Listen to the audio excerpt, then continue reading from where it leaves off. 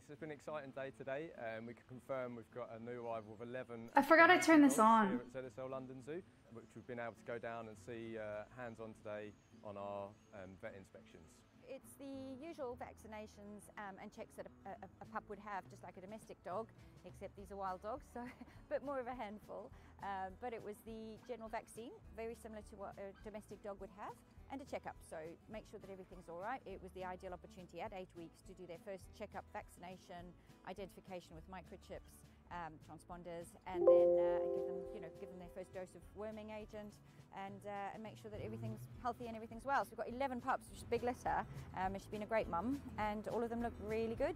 Some really big, heavy boys, some slightly smaller girls. We've got 6 males and 5 females, so a nice ratio as well. So from what we've seen, it's been all positive. We've been very, very happy with the dogs. The adult males and the female have taken to their roles beautifully. The dogs have all got used to them. They've been working as a great unit, as they would do out in the wild, to ensure that they're protected and they're getting fed. We've seen them going all the way down the length of the enclosure, so it's very encouraging to see that the dogs are afraid of their surroundings and they feel comfortable. Huge! They just look like a litter of puppies you might see at home, jumping around each other, having a roll around in the grass. And again, when mum feels like they're in any danger, she growls and they all run back in quite quickly. So it's all encouraging behaviour. We haven't had a successful birthing for around 80 years here at ZSL London. So to then have 11 is just great really, and it's going to be perfect for the public to see and hopefully expand on sharing them some knowledge and the problems that the African wild dogs have out in the wild. In the wild they are an endangered species with as many as only 5,000 left. So it's really important that we've had these here at ZSL London Zoo, as we are involved in a range-wide conservation programme, specifically in Kenya, where we're trying to help the locals and the dogs share the land together.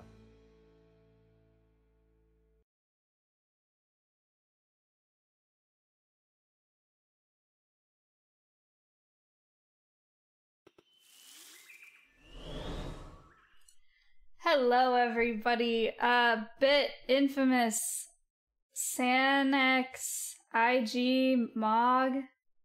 Thank you guys for the subs today. Daff, I hope you're still here. Thank you so much for the raid, the host. That's a big boy host. Hello everybody. My name is Maya. Today is the Conservation Cast Botox with $100.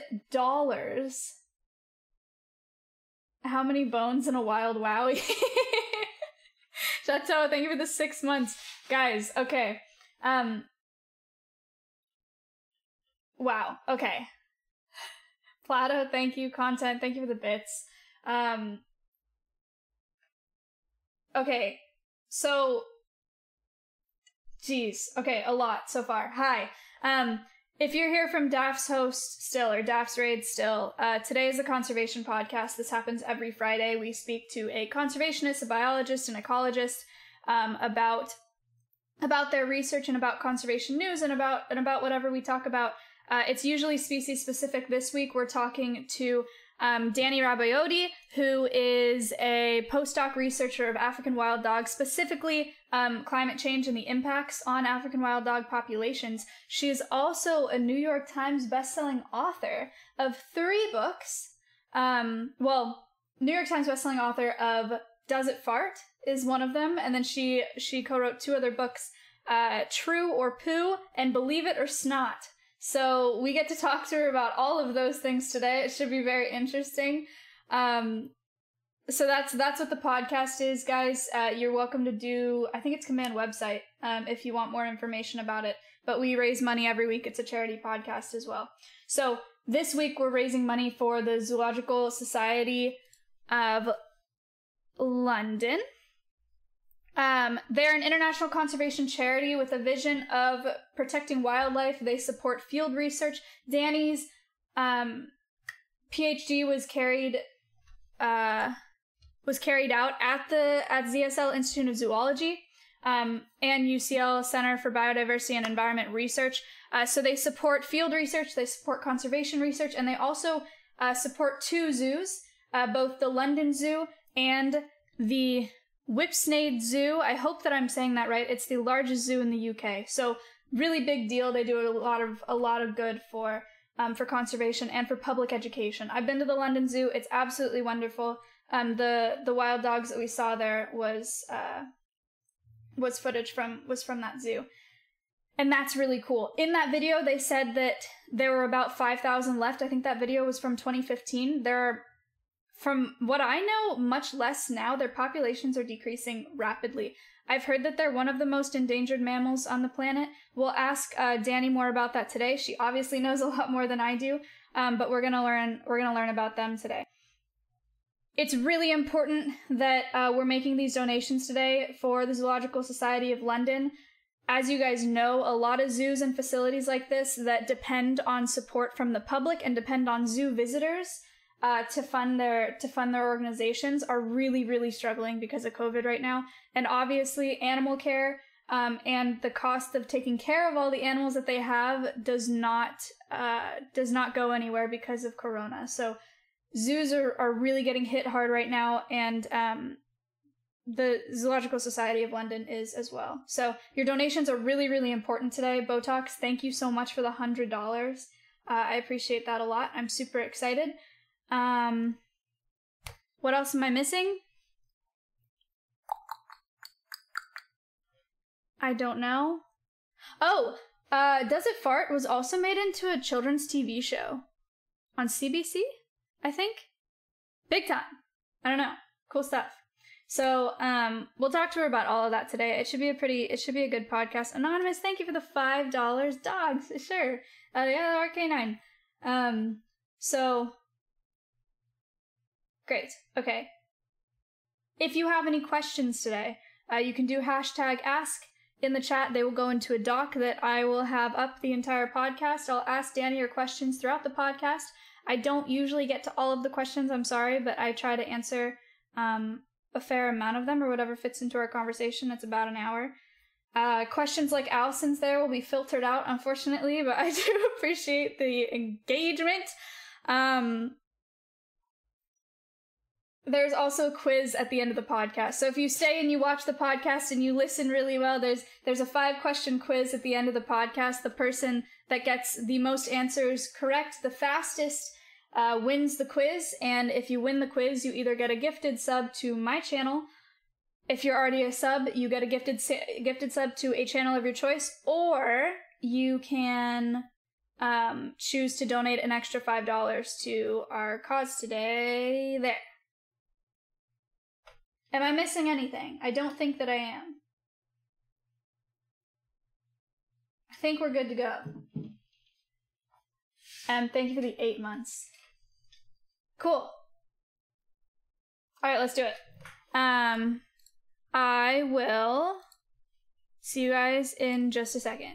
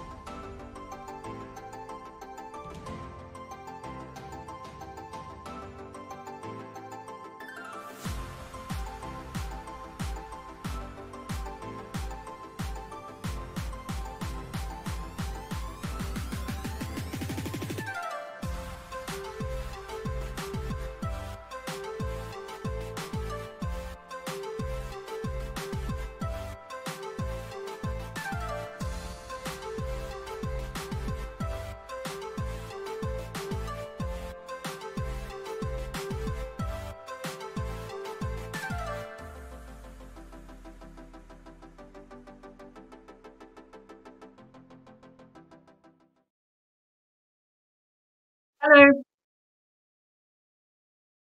Can you hear me okay? Yep, okay, fine. Cool. Let's see if this works the right way. Hi guys, she's too loud for you. Hang on, let me fix it. Oh, ignore that. That was an accident. I accidentally just sent an invite to join Slick's Discord. Okay. Is that better? Help if I speak. Yeah, guys, is this better? Are we set? I'm just too loud, clearly. No, you're fine. Okay. Yes. Okay, we're good. Hi. So, Hey. how are you? I'm great, thanks. Good. So I just did a brief intro. So I told them about what you study, and I told them about the Zoological Society of London a little bit. And I would love it if you would introduce yourself. Oh, we've also raised $105 already. So amazing. That's awesome. But if you could introduce yourself and tell us a little bit about ZSL, that would be fantastic to start us off. Great. So I'm Dani. I'm a postdoctoral researcher. So that means I did a PhD and now I work as a researcher at the Zoological Society of London. We're a very old zoological society, obviously based in London, but close in the name. And part of what we do is run 2 zoos, so London Zoo and another zoo, Whipsnade Zoo, which is just outside London. And then there's a conservation department, and then there's also the science department, which is the bit that I work in. I work in the science bit, and I do science, and I study the impact of climate change on African wild dogs. And that spans across departments. So we're on the science side, but we also work with the keepers and the dogs at the zoo as well in that work. Cool. I went to the London Zoo in 2018. So I got to see those dogs. They were so cool. And that's the enclosure that I remember the most out of all of them. I said in the intro, I've heard that wild dogs are one of the most endangered mammals right now. Is that true? So they're not one of the most endangered mammals. You've got some species out there that are really, really down to a handful, but they're the second most endangered carnivore in Africa, which I think a lot of people don't realise. That's after the Ethiopian wolf, and there's only around 700 packs left in the wild, so that's the equivalent of 700 breeding pairs, so that's really low. Yeah. So let's just get into it. So climate change and its impact on African wild dogs. Yeah, so a while ago, basically, before I even started my PhD, my PhD supervisor, Rosie Woodruff, was looking at data from the Kenya Rangelands Wild Dog and Cheetah Project, which is the long-term field project run at ZSL, based in Laikipia in Kenya, which is just kind of north of Nairobi. So she had 17 years of data. She was looking at wild dog reproduction, and she noticed that when temperatures are higher, less African wild dog pups survive to 12 months. So she was like, oh, hang on, we didn't really expect this. They live in pretty hot environments. So that kind of launched my research, which is into all different aspects of how temperature affects African wild dogs. So I've looked at everything from behavior. So when it's hot, African wild dogs are less active in the day. They usually have an activity pattern that's known as crepuscular. And what that means is in the morning, they're really, really active. They run around, they go for a hunt. Mm-hmm. And then in the day, they just lie about doing nothing. Uh-huh. And then at dusk, they run around again. And when it's really hot, they have less time when it's cool enough for them to hunt. So we think that's probably why we're seeing this fall in recruitment. And then I've also looked at adult mortality and combined that together in a population model. You can't grab a wild dog and stick it in a lab and heat it up. Right. That wouldn't be very ethical. Yeah. So I build computer models which help us predict what the future impact will be on the species. Okay, very cool. George tipped $5 and Bit with 25. Thank you guys so much. I mentioned to them that it was really important to support zoos right now because they rely so much on income from visitors. What else is it that Zoological Society of London does that's important? So the zoos are just a small part of what ZSL does, but the zoos are a really important part because we work all across departments, as I've said. So we've been doing some work with the captive dogs that helps inform the conservation work that we're doing in the field. Mm-hmm. So we have a massive conservation department. We do all sorts of conservation on loads of different species, from pangolin to eels in the Thames, cool, to a big London-wide hedgehog project. Wow. And we also, as I said, have the science department, and people in the science department work on everything from algae to cheetahs to wild dogs to British birds, seabirds. We do an incredible array of science and conservation work. We have programs gathering up nets in the Philippines, and then they get turned into carpets, and people get paid for basically clearing up trash off the beaches. We have programs protecting mangroves. We have programs working with people conserving rainforests. So it really is important work that goes on, and it's the zoos that help facilitate that. For example, in my work, we fit radio collars onto African wild dogs, and we have these new kinds of collars which help us look at their energy expenditure, which will help us look at climate change impacts. And we're able that's the picture that's on your Twitter, isn't it? Yeah. Wait, I'll pull it up for you guys. We're actually able to put these collars on the dogs at the zoo. They don't need to be anesthetized. The keepers work and do enrichment with them so that they can just put the collar on them. And this is what facilitates our work into energy expenditure in the dogs, which can help us work out what conservation actions might actually work to help them survive climate change. So cool. Yeah, it's really important work, and they're really interconnected, the science department and the zoos in many cases, and the conservation departments. We all try and work together. Our main aim is obviously conservation, but as you said, zoos are really struggling. London zoos had to shut. We're still on lockdown here in the UK, so we've not reopened again yet, and it's just really, really tough times. Yeah. So guys, your donations are really, really important. So Botox, thank you for the 25, and XZ tipped $200, which is a massive donation. So thank you so much. You guys can put hearts in chat for him. I appreciate that. That's $360 already, which is awesome. That's incredible. It means so much to the organization. It truly does. That's awesome. Okay, so we've already gotten a lot of questions in the chat. Would you mind answering a couple of them here? No, and Davey with $20. Thank you.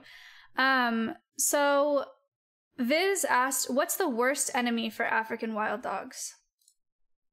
So there's a few species that African wild dogs don't get on with super well. The main two are definitely hyenas and lions, both of which will take their food. So if they've made a kill, usually an antelope, most of the time an impala, although in our study site they eat these tiny little antelopes called dik-dik.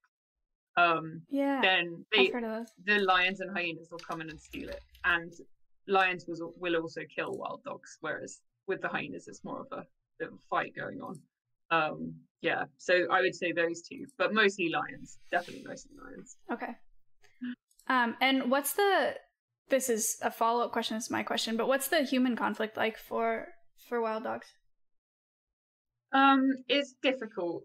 Most of their current range, so they used to live across most of sub-Saharan Africa, but their range today is just 7% of their historical range, so there's been massive range contractions. Jeez. And that's because of mostly habitat loss, direct killings by people, and then also disease, which is spread by domestic dogs, things like rabies, canine distemper.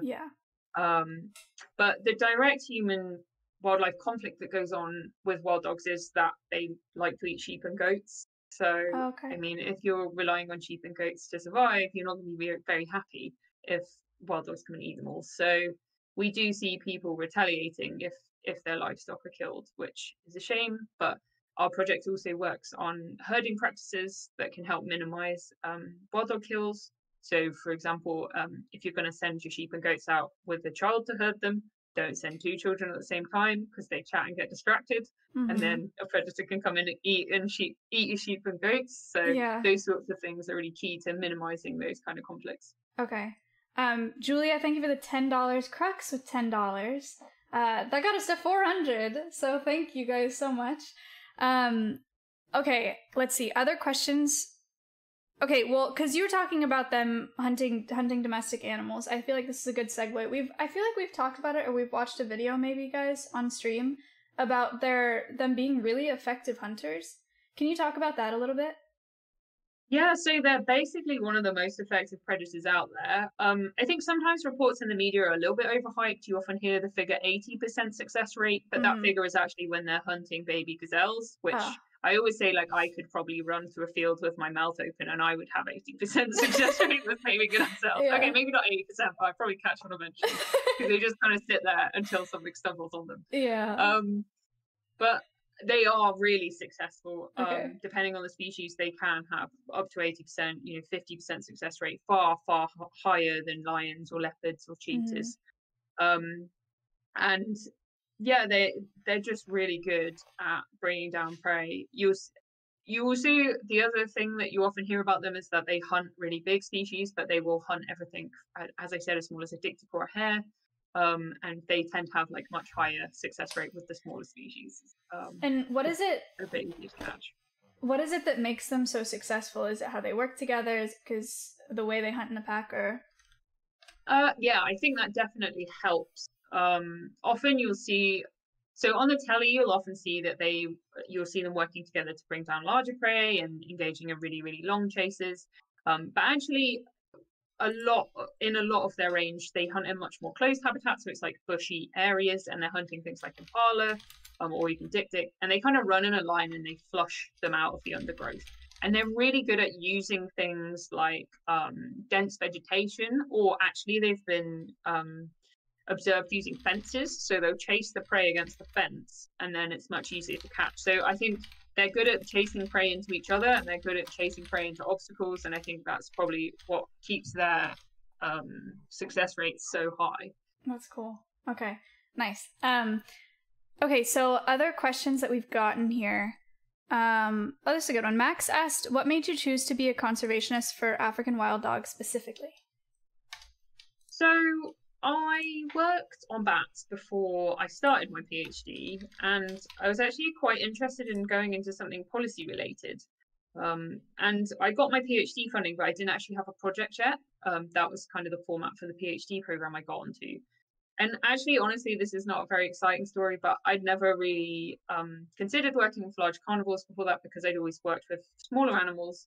But I kind of, once I got chatting with my supervisor, Rosie Woodruff, about the project, we got on really well, and I was really excited. Like, it was a really awesome project. I'd already worked on bats in the field site before, so I knew the area. And that was kind of what sold it for me. It had all the skill set I wanted. I was working with someone that I got on really well with, and I got to work with this really cool species. So it wasn't necessarily a traditional way to end up working with large carnivores. It wasn't a dream of mine. I was kind of happy working on any species, but it was an interesting research question, and that was kind of what got me hooked, really. Okay, cool. Yeah, they always, because of the age demographic here, there are always a lot of questions about how you get into your PhD or how you get into studying what you want to study. Because I think a lot of people that watch want to do something with animals, or they want to do something with environmental stuff, but they're not quite sure how. So we like asking those questions. Squid asked, how similar are wild dogs to domestic dogs? So, in terms of how related they are, wild dogs are in the same family. They're in the Canidae family, but they're in a different genus. So the genus is Lycaon, so the scientific name is Lycaon pictus, and they're far enough away in that family tree that they can't interbreed at all. But I think anyone observing African wild dogs will see certain behaviors that remind them of their own dog. They do bark when they're alarmed, not quite in the same way, but just a quick bark.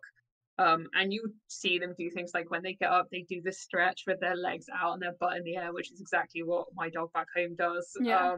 So behaviorally, you can see a lot of similarities, but they're not related enough to be able to breed, which is actually really good, because a lot of animals that can breed with domestic animals, that can cause them to be even further endangered. So that's kind of good news for the wild dog, really.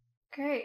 Okay, Candy, thank you for the 127 or 178 viewer host. That's huge. Thank you. So they have similar tendencies, or they act the same in a lot of ways, but they definitely look different. You guys can see this. Here's that start screen. It doesn't quite show you all their bodies, but you saw the body of these dogs in the video that I played in the intro. One of the questions that was asked was from SMK. He said, "Is there any significance to the fur pattern of wild dogs?" So we're not actually really sure why they're that color.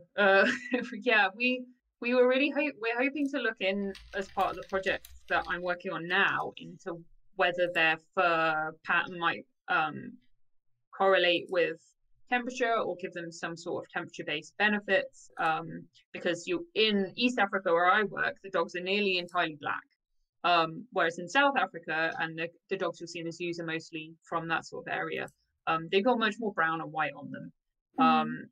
So the thing they always have in common is that they have like white socks and a white tip of their tail. And I think especially the tail tip probably has some advantage in terms of when they're down feeding, their white tail is in the air, so other pack members can probably see that and find it. But not that much work has been done on it. Okay. That's a good question, SMK. Thank you. Let's see. Okay, that's a similar question. Okay, so similar to how they're related, Max asked, are wolves in any way related to African wild dogs? So wolves are the non-domestic version of domestic dogs. So yeah, they're just as related to wild dogs as domestic dogs are. So the answer is not super related. But obviously you can see the similarities in pack living, although with African wild dogs, there's more defined alpha male and female, and then everyone else is just a helper. Okay. Whereas with wolves, it's a much more graded and fluctuating dominance hierarchy. Got it. X, thank you for the $5. Okay, guys, I'll go back to some of these questions about. Okay, well, this one's actually troubling. Just asked, do wild dogs have any evolutionary advantages over normal domestic dogs? So I think wild dogs probably, I would say no, because, well, they're better at some things, but I think in the world today, domestic dogs' big evolutionary advantage is that they live with people, and they were able to live alongside people. But sadly, that's not the case for wild dogs, and you'll see when in areas with high human density, they quickly disappear, which is really sad. So I think for the world as it is now, they've probably not got many evolutionary. Okay. Over a domestic dog. Allison also asked if their hearing is better than normal dogs, or domestic dogs, I guess. I'm not sure anyone's tested that, but they can hear over amazingly long distances. They do this call called a who call. It's called a who call because it sounds like they're just saying who. But it's their long distance call when the pack gets separated, and you'll often see if like some members of the pack have dispersed, which is what they do when they want to go off and form a new pack. They'll call to the member that's dispersed like nonstop, and so they're really good at picking that up over long distances, and also that call travels over a really long distance. Although, yeah, I'm not sure if anyone's compared it to like a howl. Okay. So guys, a lot of really good questions about wild dogs, and maybe we'll touch back on these in a little bit. But I want to ask about your books first. Okay, so the first one that you co-wrote was Does It Fart? Yes. Right? Okay, so can you tell us about where you got that idea and how that came to be? Yeah, so I guess like 3 years ago, but over 3 years ago, I was on holiday with my family, and my brother said to me, Dani, does snakes fart? And I've never worked on snakes, but I'm a zoologist, so he kind of expected me to know, but I didn't. So I was kind of active on Twitter, not quite where I am now, but I knew that there was someone on Twitter who could answer that question, and that was David Steen. He's been on the podcast, yeah. Yeah. So I reached out and I was like, oh, David, do snakes fart? And he was like, sigh, yes, because he gets that question all the time. And then Nick, who I didn't super know well at the time, but we both followed each other, said, like, we need a hashtag. Like, it turns out we all get asked this all the time. Let's start a hashtag for which animals fart and which don't. And in the true nature of science, I said, you know, we've got to make a spreadsheet, because then we can refer back when we get these questions next time, you know. So we made a spreadsheet. Then it got into the media. I was in the Washington Post. We were in Gizmodo, Live Science. Then I ended up on Canadian TV talking about farts projected in front of the British Houses of Parliament behind me. That was a pretty weird experience. And then in the midst of all this, publisher wrote to us and said, hey, do you want to turn this spreadsheet into a book? And so obviously we said yes. got contributions from all different scientists, did a lot of research, and the book was born, really. That's awesome. And it was also made into a TV show, right? Yeah, in Canada, it's a kids' TV show. It's a web series at the moment. We're hoping it will hit TV at some point. It's been nominated for quite a few awards. It's really adorable. I love it. It's definitely worth checking out if you can, if you're Canada based or use VPN to access it if you're elsewhere. That's awesome. You guys can do command guest to get to her website. You can find more information about all of the books on there. Also, you can do command org if you want to know where the donations are going today, by the way. I think I said that before. But okay, so that's Does It Fart, and then after that came True or Poo. What is that about? Yeah, so that's all about gross animal myths versus facts. So there's some like amazing facts that you probably wouldn't think were true in there. There's a lot of like common myths and kind of debunking those, but it's all based around kind of fairly disgusting animal habits in keeping with Does It Fart. Nice. And then Believe It or Snot, is that a similar? Yeah, so that one's all about slime and snot. We kind of ranked 80 animals from the least slimy to the most slimy, crowning the winner at the end. So there's like a proper animal league table of slime. That's a good idea. Wow. Guys, go check that out. Do command guess if you want to see. Jeremy said blobfish. Yeah, that's a good one. Yeah. Kite tipped $4 5 minutes ago. Kite, thank you for doing that. Okay, let's get back into more of these questions here. Oh, Viz asked, do you have another book in mind? So we don't have anything in the works at the moment. I'd kind of love to do one that was like lifestyle advice from the animal kingdom, but we're not working on anything right now because we've been doing the kids adaptations of the first three, which have just been an absolute joy as well. Yeah, that's a cool idea. I like that. Sorry, chat. Okay, I got confused by chat for a second. Okay, here's a big question that can lead us into more talk about conservation. Boreal asked, how does the extinction of this species affect the ecosystem? So it's kind of hard to pull out these effects in an ecosystem like the African ecosystem, because in most places we killed off most of the large predators and large herbivores. But in Africa, a lot of that is maintained. So you get a lot of kind of top predators, and then you've got your what's called a mesopredator. So you've got your top predators, which is like lions, leopards, kind of hyenas. And then you've got these kind of in-between predators, mesopredators, which is like African wild dogs and cheetahs. And we don't really see those kind of systems where, the story about Yellowstone, where the wolves cause a trophic cascade and they reduce the herbivore numbers, and then you vegetation response. That's really hard to unpick, because if you remove wild dogs, there's all these other predators that are there to eat everything instead.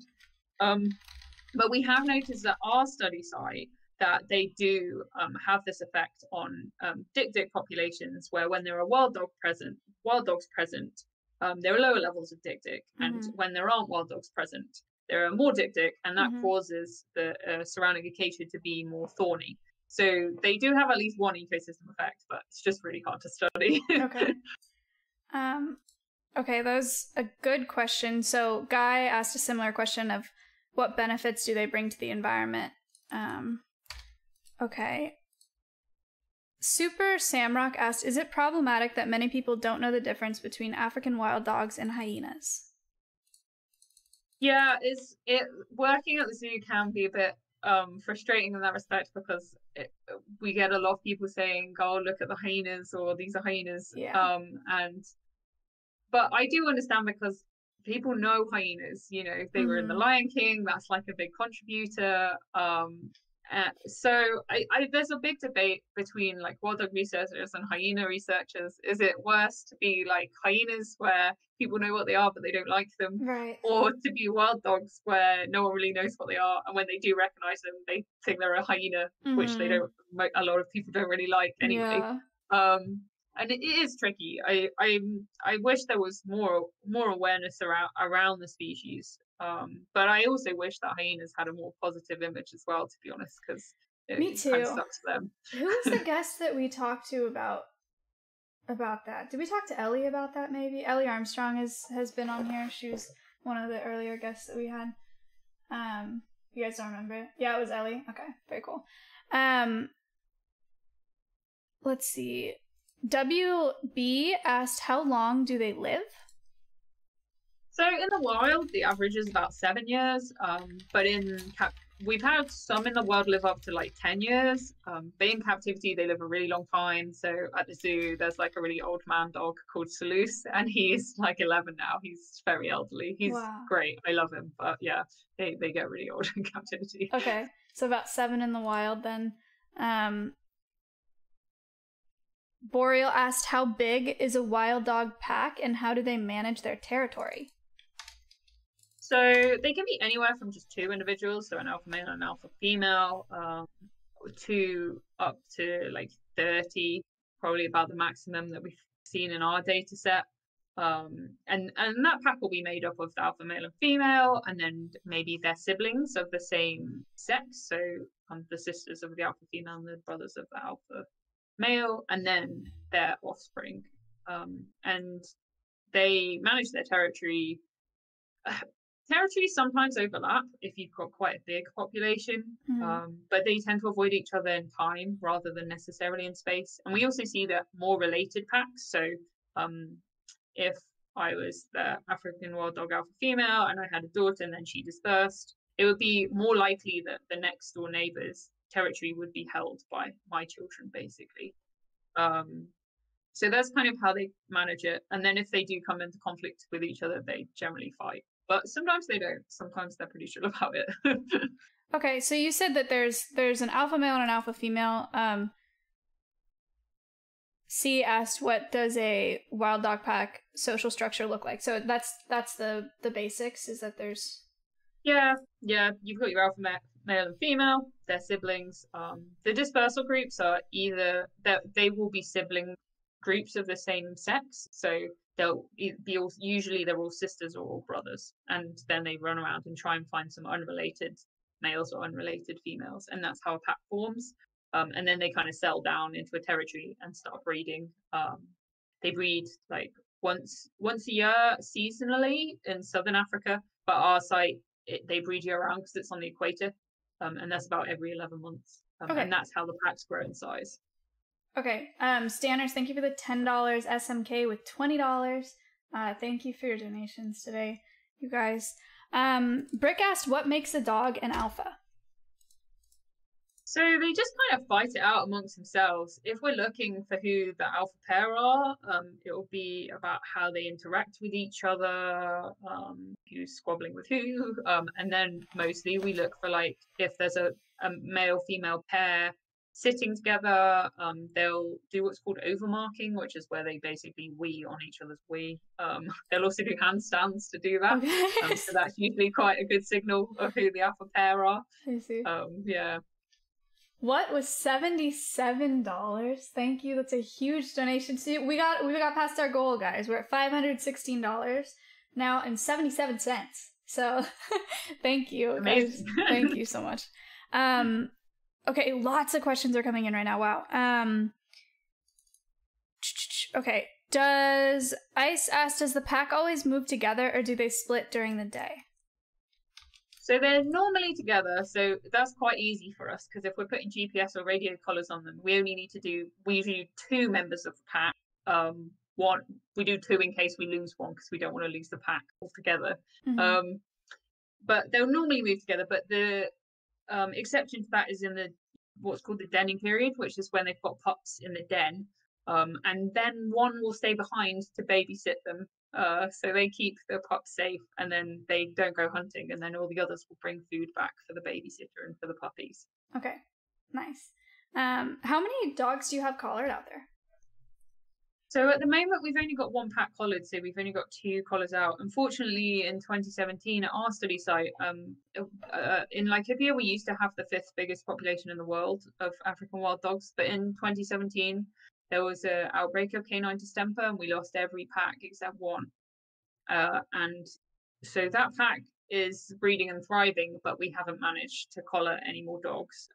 We were meant to be doing a field season from May as part of this new project, and we're going to get some more dogs collared then. But obviously, with the pandemic, that hasn't happened. So hopefully more to come soon.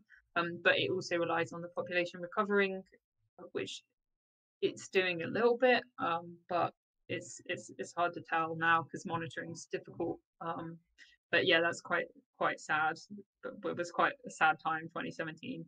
But it's been wonderful to see the remaining pack kind of grow and thrive, and they've been having loads of pups every year and produce dispersal groups. So there's probably some more packs out there, but we just haven't found them yet. Okay, so they mostly deal with distemper and rabies, and are those the main two? Yeah, there's a few others, like parvo is another domestic dog disease that will kill them, although not always. But yeah, like definitely canine distemper and rabies are the big two that cause problems. In Laikipia, there's a rabies vaccination scheme, and our field manager helps out on that and like helps set it up. And that's really great because it means that domestic dogs get vaccinated for rabies, which protects people and protects African wild dogs and protects domestic dogs. So that's a really good way of combating it. Okay. Isaiah just tipped $50 with a really good question, and Cuban tipped $80. Thank you guys. Those are huge donations. Isaiah asked, is kind of a long question, said, since wild dogs or savanna dwellers avoid forests and feed a lot on grazing animals, how has climate change and deforestation directly impacted them so negatively? One would imagine increased living grazing space would benefit them a lot. So it's a bit of a myth that they're savanna animals. Actually, the majority of African wild dogs live in kind of closed acacia scrubland, although the ones that you see on the TV are savanna animals because it's way easier to film them in the savannah because they're just running around in the grass. You can see them from really far away, whereas for us, it's like driving around in the bushes. Your car is really scratched up. There's acacia thorns in all your tires, and you can't get a signal from the radio collar because they're deep in the shrubbery. So a lot of the time, film crews don't want to come to that kind of habitat. So that's one issue because obviously that kind of acacia scrub, it gets cleared a lot. But also people eat into the savannah. They bring their cattle in, they bring their sheep and goats in, and that means more conflict. So that's another issue. And it also means more domestic dogs, and more domestic dogs means more disease. So that affects them badly. And then the other thing is these high temperatures, as I touched on earlier, if they have less time where it's cool enough for them to hunt, then it doesn't matter what habitat they're living in. If it's too hot, they're going to see lower reproduction, they're going to see lower survival, and that will see population reductions. Okay. That was a really good question. Thank you for that, and thank you for the donation. Okay, let's see. I'm trying to find questions that are like good segues for our conversation. Well, this one's just kind of interesting. Bing asked, "What's the biggest prey that they'll target as a pack?" Wildebeest, I would say, is the biggest, most commonly targeted prey. Some areas that will make up quite a lot of their diet. That's often what you see them hunting on the TV as big prey. It's pretty impressive that that's they can pretty take serious. Those down. They're like strong, huh? Yeah, they'll basically just chase until they can get a hold of the wildebeest, and then they just kind of pull it apart after that. And they've got a bit of a bad reputation from colonialist people in Africa because they saw them as barbaric. They thought it was a really horrible way to kill their prey, and it was very rude because they put a lot of these human emotions onto animals. Yeah. So that they used to be treated as vermin, and that was because they ate livestock, and also because of the way they weren't seen as like majestic like a lion. They were seen as like cruel. Yeah. But I think that's a bit of a misconception because lions suffocate their prey, which can take a really long time. So it's much of a muchness, really. Yeah, I mean, they both sound awful, but necessary. Wouldn't want to be eaten by any of them personally. Right, yeah. LP asks, how fast can they run? I'm not actually sure off the top of my head. faster than well, no, actually, Impala are faster, but the wild dogs are good at getting the upper hand on maneuverability and chasing them into things. But yeah, no, sorry, I don't know off the top of my head. We'll have to get some laser scopes out next time they're running down the paddock at the zoo. Google says 60 kilometers per hour. I can't verify that. That wouldn't surprise me. They are pretty quick. They are pretty nippy. So like 37 miles per hour or something like that. That's insane. That's like really fast. Yeah. Okay, so wow, there are lots of questions about how they're like dogs, and how they act around humans, and if they're more aggressive than dingoes, or how they act when they see people and livestock and stuff like that. Yeah, so they're not aggressive at all. They really don't like people. They're scared of people most of the time. So if, for example, if we got out of the car, they would run away. So they've been habituated to the vehicles in our study site, but they don't like people on foot. We try and keep it that way because we don't want them to see someone herding their sheep and goats. We don't work in a protected area, so there's a lot of people going around herding sheep and goats. And we don't want them to see someone and not be afraid, because if they're not afraid, then they can't chase them away, and then that means they're going to eat the livestock, and then that means they're in danger of being killed. So it's much worse for people if they become habituated. But they don't attack people. They would eat the livestock, but they wouldn't attack a person. They're really not aggressive. They're really timid animals. Part of being a mesopredator is that they get picked on by the bigger predators, so they don't really, they're not aggressive towards things that are bigger than them. Okay, so guys, thank you for all of the really good questions about wild dogs. We're going to transition a little bit into Pie Lord asked, I'm wanting to get into conservation and sustainability. What do you think would be a good path or job for this? So I took a very traditional path, which was I went to school and studied kind of sciencey subjects at school, and then I went and did a zoology degree, and then I did a master's, and then I did a PhD, and that worked for me, but it's not the route that everyone would want to take. I think if you want to do field research, the things I would recommend is getting kind of a broad set of skills. Things like knowing how to fix a car, knowing how to drive off-road are really useful. Whether you get those skills at home, I did a lot of field work in the UK, like pollinator surveys, bat surveys, reptile surveys. They don't really have anything to do with wild dogs, but it still led me into working with them. And then I would also say, I guess on that theme, just having a broad skill set. There's so many skills that are useful to conservation that are missing. A lot of people don't have. You don't necessarily learn studying a zoology degree. For example, a lot of what I do is coding. That's super useful. Things like social sciences are super relevant. All conservation problems are because of what people are doing, and we really need to understand the people side of things if we're going to conserve these animals. But you've got so many people studying sciences going into conservation that it can be really hard to integrate that knowledge, and that's so important for successful conservation. So yeah, definitely don't discount those kind of skill sets.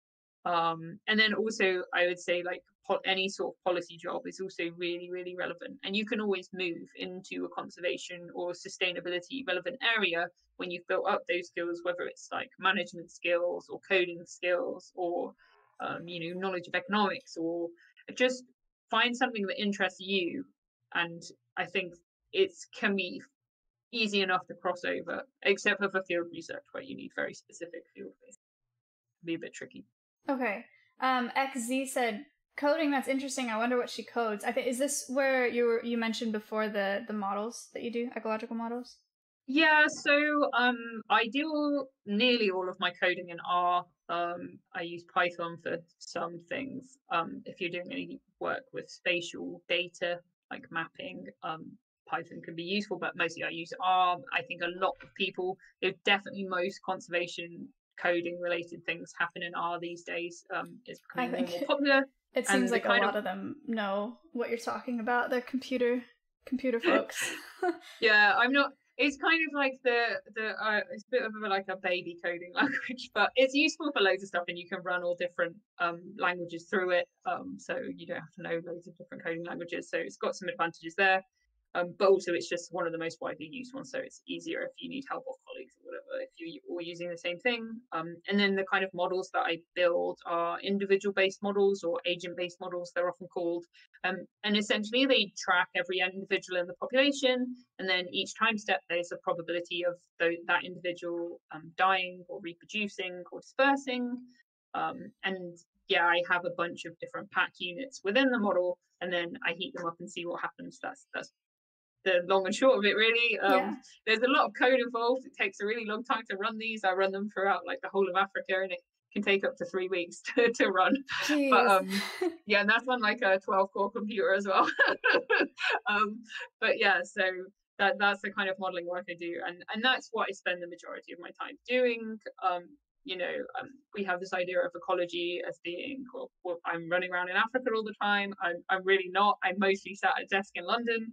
But this work is really important for informing what is going on and what happens out in the field.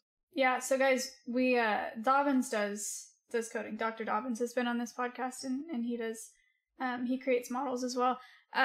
Neelik asked, how do coding skills contribute to conservation, asking as a software developer? Did that answer your question, or is that, do you want to know more about that, chat, in general? Do you guys want to know more about how coding contributes to yeah, it did? Okay, so I guess we're set.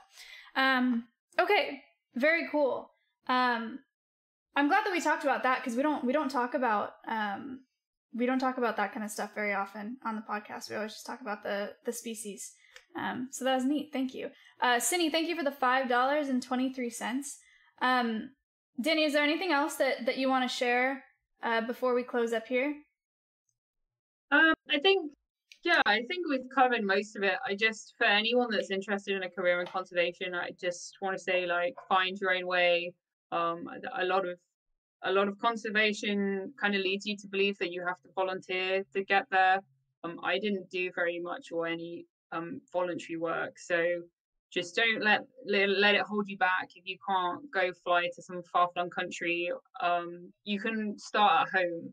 You can gain coding skills. You can do some surveys for flies or bees or ants, and that's a route in. And just don't sweat it if that's your long-term goal. Might be to work in Africa or to work in South America or wherever, but you can start at home, and you can just find what skills interest you that you think would be useful, and that's a good way. That's my best advice, really.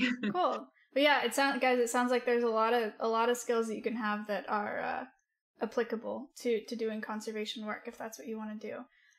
Street, thank you for the $20. They're all laughing because you said ants. I sat in a fire ant hill 2 days ago. It was pretty gnarly. Straight with the $20, we're at $672 today. So thank you guys so much for the donation. Dani, thank you for coming on and teaching us about wild dogs and talking about your books.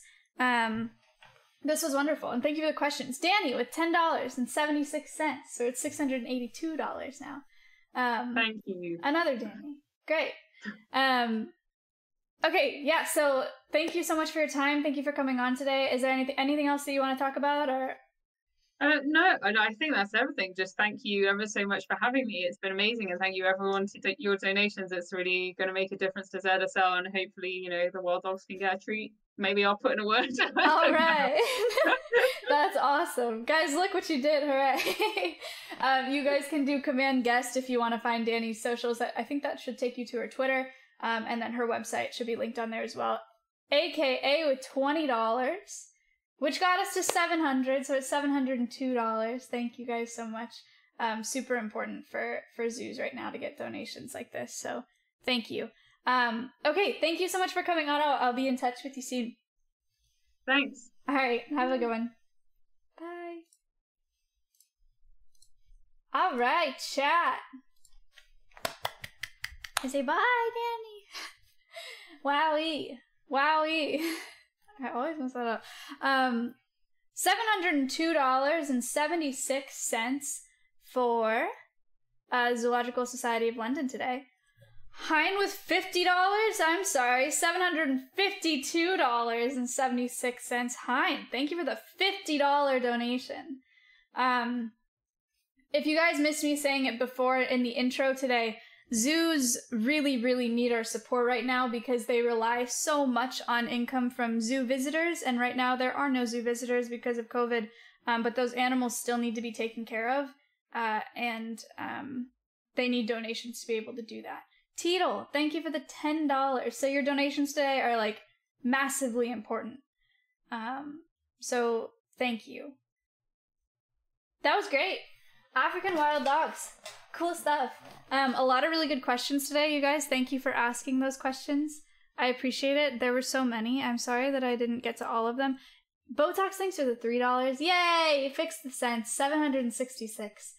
I lost my train of thought. What was I just talking about? Wild dogs. Oh, it was cool that we got to talk about the coding and models and stuff a little bit more. I didn't realize that you guys would think that was so interesting. Maybe I should bring that up more with podcast guests, because we've had quite a few people on here that do quantitative ecology and stuff like that, but I haven't asked about that. So I'm glad that you guys thought that that was interesting. Thanks for the bits, Gavin. Okay, computer folks. Yeah. Computer folks. 3 podcasts in a row with over 2K viewers. Yeah, big time. Big thanks to Daft for the host. Off, thank you for the 2 months. Gim with 50! What the heck? We're nerds here, Maya. We love this. I am so glad to hear that. I'm also kind of nerdy. But I'm glad that you guys enjoy this podcast, because you know how much it means to me. Twitch is an untapped reservoir for doing good. Let's do the quiz, shall we? Oh, nice try, Will. I see, you're a cheater. Is it that hard to type classic, Lil W? Come on. You guys have commands for that? You guys have commands for that? Oh my gosh. Of course, you lazy. Alright guys, so the quiz. Quiz today. There's a quiz for each one of these podcasts if you're new here. They're relatively easy questions, I think, but I've also been sitting here like very engaged in the conversation. I hope that they're easy enough. Hungry with $19.95. Thank you so much for that donation. So we're at $835.95. 5 questions, 20 seconds per question. You need to click manage access and allow access on the quiz, because if you don't, I won't be able to see your username. Whoever gets the questions the most correct and the fastest, Viz linked an imager. If you're new here and you don't know what I mean, that'll show you what I mean. No, it's the second time you've done that to me. Okay. Whoever gets the questions the most right, the fastest wins. If you win and you're not a sub to my channel, you get a gifted sub to my channel. If you are a sub, I'll gift a sub to a channel of your choice, or I'll donate an extra $5 to ZSL. So that's it today. I'm gonna play my my royalty free. Whoa. And hopefully beat. Holy cow! Sweaty tripod with $52. Keep missing these because of work. Love the podcast. Save the animals. Thank you for the Whoa! 888. Thank you so much. That's a big donation. I appreciate you supporting it, even if it's hard for you to make these podcasts. Okay, so hopefully I'll be done before the song ends. I've been getting faster at it. Har, thank you for the $10. I'm new here. I don't know who you are, but this is wholesome. Here's $10 for those For those, I don't know what that says with dogs. Hi, my name is Maya. Thank you for the $10 donation. I appreciate it. All right, hopefully the quiz will be done. I'll have it set up before the end of this before the end of the song. Are you ready? Dang, Botox. Thank you. Can't have sense. $902. Amazing. Here we go. Give me 2 seconds. Well, much more than that. Not much more than that. Maybe like 2 minutes.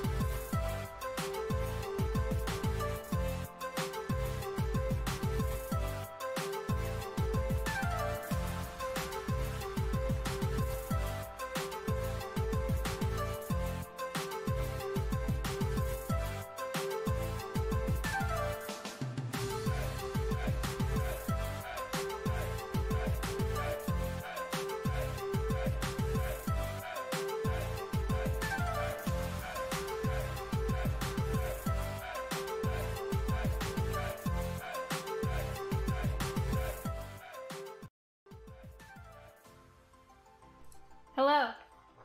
It's time. It's time for the quiz. Are you ready? Go to start quiz. Here we go. 5 questions, 20 seconds per question. The first question. Make sure you click Manage Access.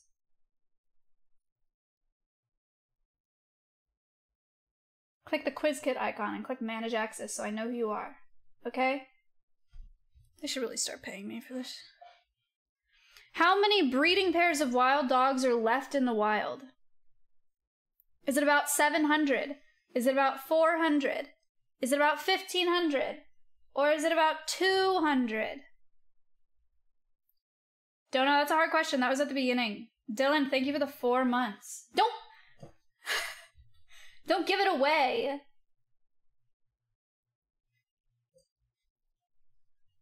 Okay, well, the correct answer is it's about 700. And 156 people got that correct. The person that got it correct the fastest is XABX. Big time. Big time. Contestant number 326, you need to click manage access. Next question. What percent of their natural range are wild dogs still able to roam in Africa? Is it 20% of their natural range, 7%, 2%, or 50%? Their natural range has been significantly reduced because of habitat loss. That's something that she talked about in the beginning of the podcast. So they now are only able to occupy 7% of their natural range. So, wow, this is one of the first quiz questions that most people got wrong, I think.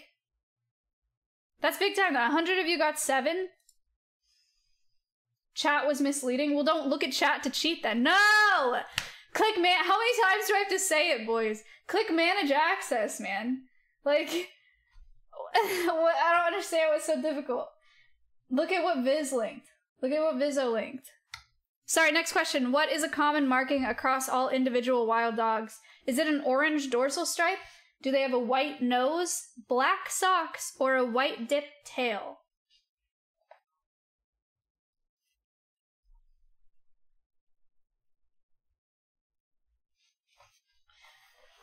The correct answer is red. Gets it? Red is correct. It's a white dipped tail. Stop reading the right answer first. I'm not. They don't have an orange dorsal stripe. 137 people got that correct.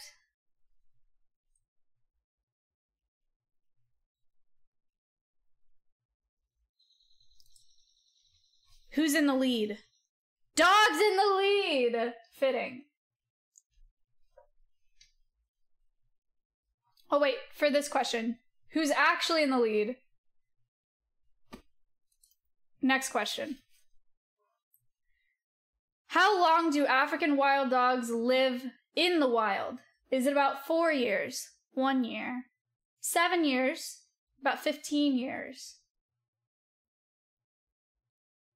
Bonus question that's not worth anything. How long do they live in captivity?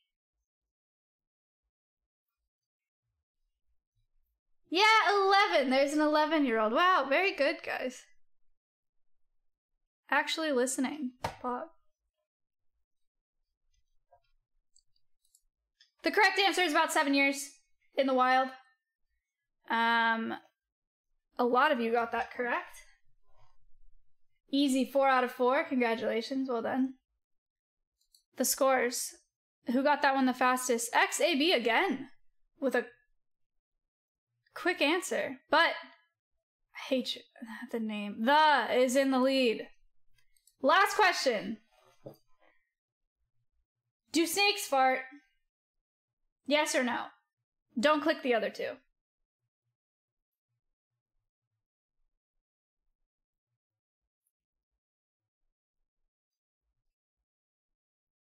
I clicked it. No! I can't feel snake now. I click. Stop. Oh my god. The correct answer is yes, they do. Fun facts. When I was looking up that book, snakes do, chimpanzees do, octopi don't, clams don't, but they vomit. The correct answer is yes. And who has done it this week? Drumroll, please, in your head.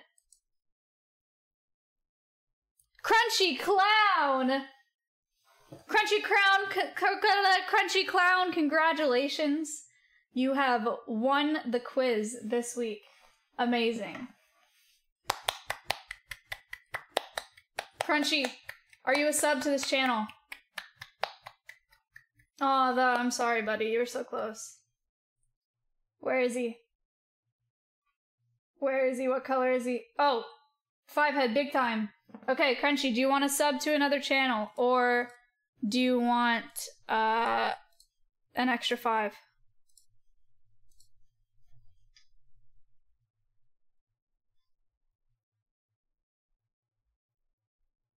Pause. Donate. All right, you got it.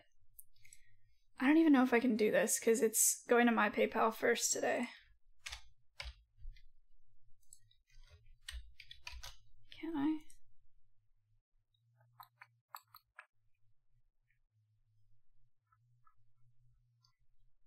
Okay, champ. Text message 2-factor.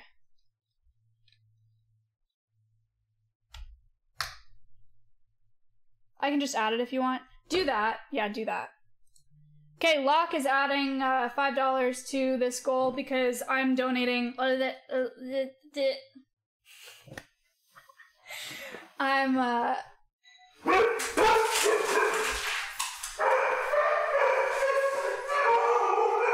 Give me 1 second.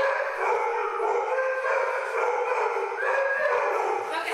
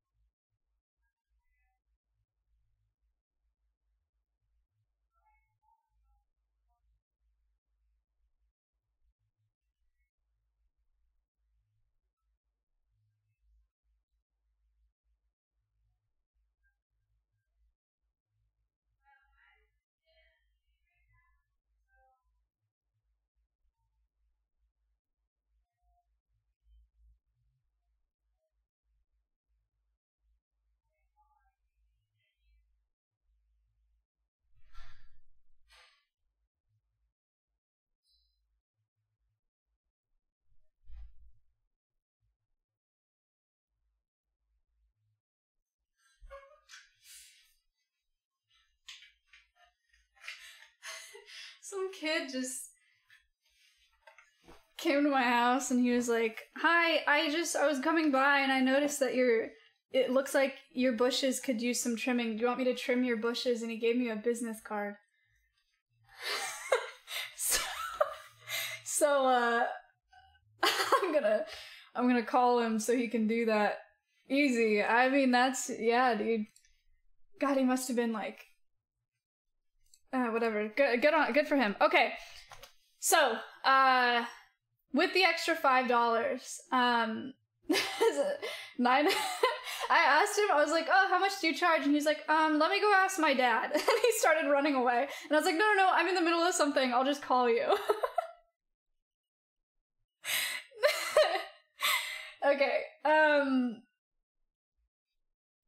Alright. So I lost my train of thought completely. With the $5 added, thanks to Crunchy, we're at $907 today for ZSL. $10 at least, right? I'm gonna give him more than $10. I'm also gonna ask if he can mow my lawn, because I need that to happen too. Okay, thank you guys for watching today. Thank you for the really good questions. Thank you for being here for the podcast. I really just I love the podcast so much, and I love learning, and she was great. And go check out her books because they're actually really funny, and they're really well illustrated too. They're cool. So if anybody's new here or new to the podcast, because I know we've been getting some more viewers for it, I'm still not sure if that has to do with just me being in Texas or if it's actually new people coming to the podcast. But if you are new here, I really, really appreciate it. We all appreciate you being here. This is the most important thing on this channel that's done. So it means a lot that you guys are here. So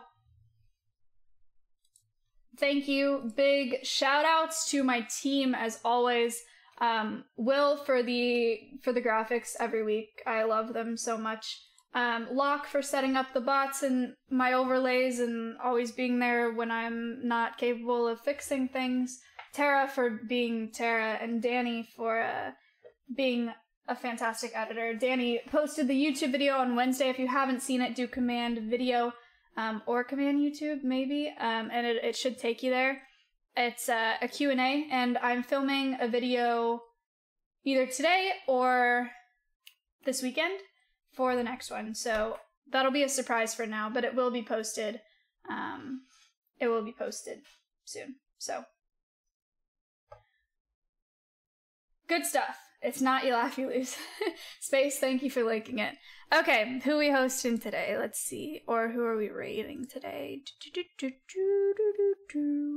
Salmon Boy! Alright. Great. When's the bounty? I don't know. I'll do it. Are you doing it tomorrow? I don't know. Either today or tomorrow. I don't know. I'll do it. I'll do it soon. We got another hour of Crucible, boys, and I would really, really appreciate if you were there. I would really appreciate it.